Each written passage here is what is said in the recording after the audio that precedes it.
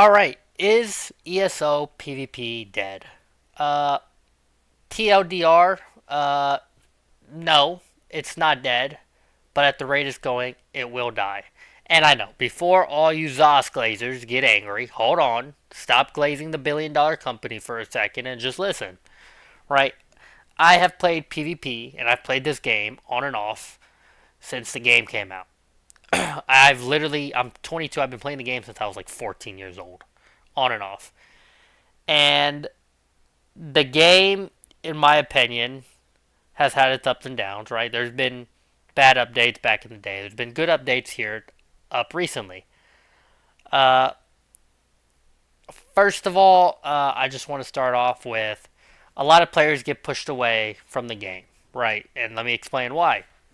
One of the reasons people get pushed away from the game is they feel like the devs don't care, which is kind of what it feels like currently. It feels like the devs don't care at all about PvP, and they barely care about PvE. Seems like all they care about right now, which justifyingly so, all they care about are the housers who spend thousands of dollars on houses and crown crates and furniture and stuff. So it makes sense to care for them. But, at the same time, a lot of that income is not just coming from those people, right? Because unironically, a lot of people aren't going to play the game if PVE and PvP just become dead, right? If nobody's playing PVE and PvP, nobody's doing dungeons and trials, right, and arena leaderboards and all that type of stuff, and nobody's playing PvP at all, right? Then you're going to lose a lot of players and you're going to lose a lot of income, right? And the game really, ESO is like one of the greatest games of all time. The devs aren't doing it right. I hate to say it to them, but they're just not doing it right. There's a way, first of all, there's a way to help both sides of the game, right? PvE, PvP, balanced game, give both to both communities. And the RPers is easy, right? New zones, new quests. Obviously, RPers are easy to take care of. Housers are easy to take care of, right? But then you have Brian Wheeler, who's our PvP director, who doesn't know how to play the game, so therefore he doesn't know how to balance the PvP side of the game. And he's out of touch with the community completely, as we've seen by Skinny Chick's video before. He's completely out of touch and lost. Hey, the game's broken, but guys, guess what? We're not changing potions and consumables. We don't care about potions and consumables. That's like the least of the worries in the entire game. Let me focus on PvP here. First of all, a lot of players like class identity, especially in PvP, right?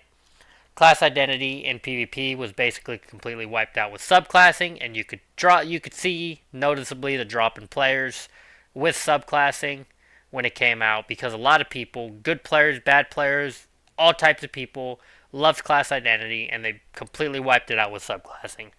Part of that is with the subclassing release, you're able to subclass 2 skill lines when they should have been a max of 1 skill line.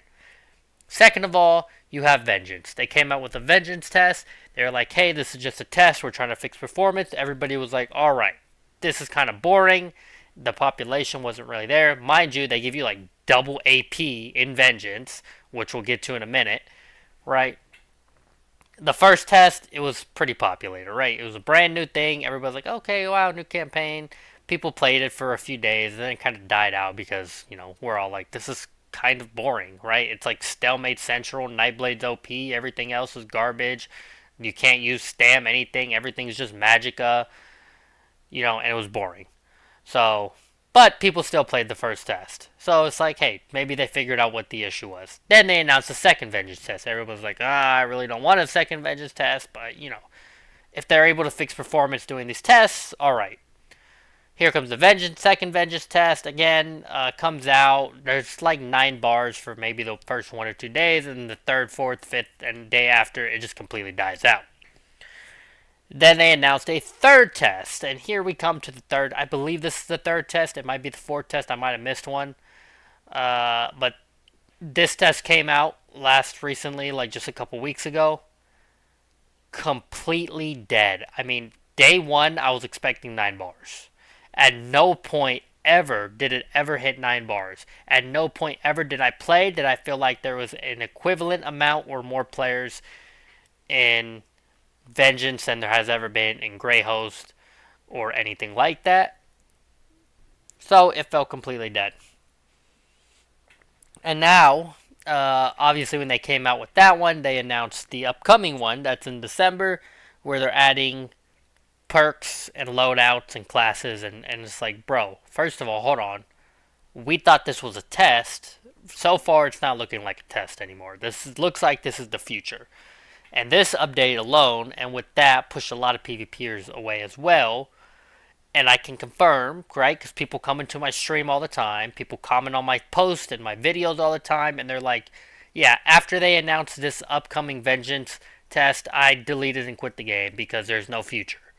So obviously, if people don't see a long-term future of playing the game, it's going to drive a lot of people away. It's like, why am I going to waste my time playing this game when there's not going to be a point in playing it in a year from now? Especially a game like that's an MMORPG, which is usually long-term games. Look at WoW, look at Final Fantasy, Black Desert, ESO even now, and they're just kind of ruining the game, not listening to what the PvP community wants. I honestly don't know who they're listening to in the community that they're getting positive feedback from these types of like this vengeance test or whatever, instead of just using their own eyeballs. First of all, I mean there's players who quit the game because of subclassing, and there's no way to get those players back, right? Unless you bring back some way to bring back class identity.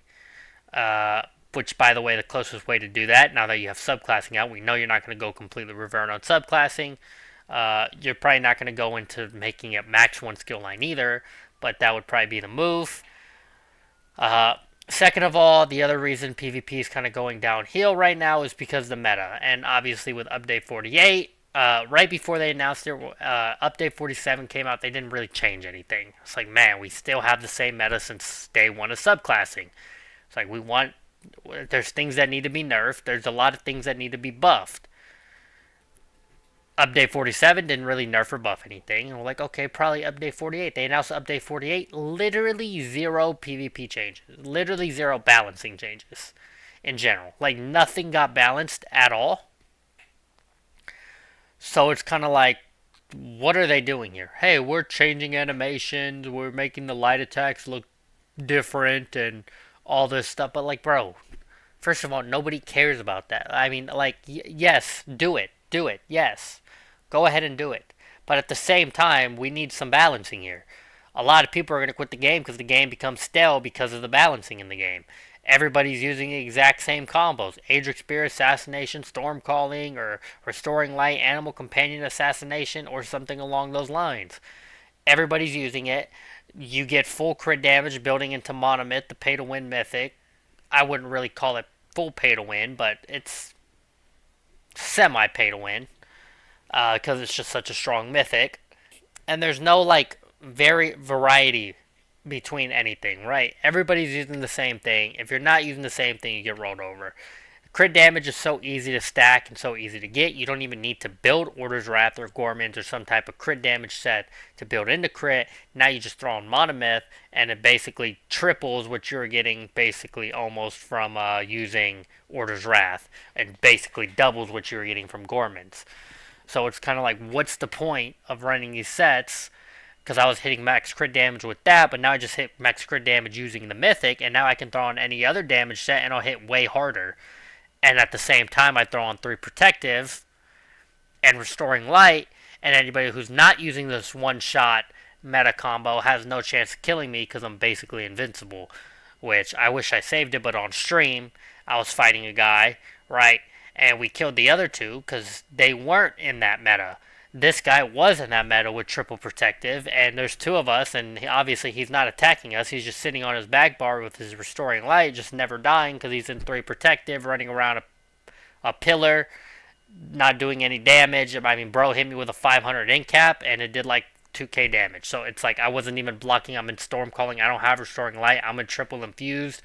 I don't have on Monomyth. I'm not on my back bar with Major Protect. None of those things happened at all. None of this stuff is true. I didn't have any of that stuff. And this guy's hitting me for 2k in cap, doing no damage and just being a tank because he's just there to kill nothing but noobs. So it kind of is what it is. So, yeah, they're just kind of ruining the game by not listening to the community and not caring. And that's what drives a lot of players away. Between subclassing, getting rid of class identity, and class identity being a big thing, especially in PvP, because obviously back in PvP right before subclassing, you had a meta build for every single class. And every class basically was usable, except really Necro and pre post nerf Arcanist. They were pretty bad, but they were still usable. Now, pure classes are basically completely null. They don't really exist, which killed class identity, took a lot of players away. They're not updating the meta. They're not balancing anything, taking more players away. They announced really bad updates and Vengeance, taking more players away because they're showing that they don't care, which is killing PvP. So PvP is not fully dead yet. But at the rate it is going, it will die. And there's nothing that we, as players, can do about it except make videos as a YouTuber, or say it on stream, or complain to Zos, or make forum posts that they're going to delete, or say it in their dev streams that they're going to ban you for. Shout out Gina Bruno. You know, so like I know a lot of people are going to be mad. I've been yapping this whole time, so I'm going to stop yapping, but I just want to go over it, right? In the end, to summarize this entire yapathon that nobody probably listened to, because I don't even know what I was saying besides yapping, is no class identity, lost players. Same boring meta, zero balancing, lost players. Vengeance, nobody wanted it, lost players. Devs don't care, lost players. All these things contribute to losing players because they don't care. No PvP updates, don't care. Got rid of 4v4v4 BGs, told us they were going to bring it back, they didn't, and shows they don't care, because I promise you, and I'm willing to bet my life on it, that nobody, and I mean nobody, like nobody's community, as a whole majority, enjoys AVA and 4v4 more than the OG BGs. They were better. They were more competitive. I know, three team isn't as competitive as two teams. Well, in ESO it is, okay? One team rolls over the other two teams, those two teams team up on that team, and all of a sudden it actually became winnable for one of those two teams, and it was more fair, right? And it was still fun. Now in AV8 or 4v4, one team just gets completely ran over and it's boring. Everybody has 35 healers and it's boring, right? Because they came out with 4v4, which is supposed to be competitive. It's not really even competitive. Yes, you have leaderboards, but nobody cares about them. You don't get any special rewards, nothing like that. So this whole competitive 4v4 BGs was all just kind of a scam to anybody who was hoping for that. And then AVA is just a Zerg fest with 3 healers, and it's boring. Bombers, healers, it's like, bro, I mean, what are we doing here? I had originally taken actually a pretty decently long break, like 6 months, when they first came out with the AV8s and 4v4s, because it was so bad. I was like, this guy, I was mostly a BG player. Obviously, a lot of people know me for 1vXing and Cyrodiil and IC, but I mainly played BGs most of the time I was on this game. And they replaced 4v4v4, and it kind of killed the game for me for a while. And I came back and I played Cyrodiil, and with all the things going on with the meta and all this stuff, it's kind of like not as fun. So PvP is not dead yet. It will die at the rate it is going. So don't be mad at me. I'm just spitting facts. A lot of people are going to say, oh, well, it's already dead. Well, realistically, it's not already dead. It's just dying because they don't care. But that's all I have to say. I'm going to get out your hair, man. Y'all have a good day. Peace.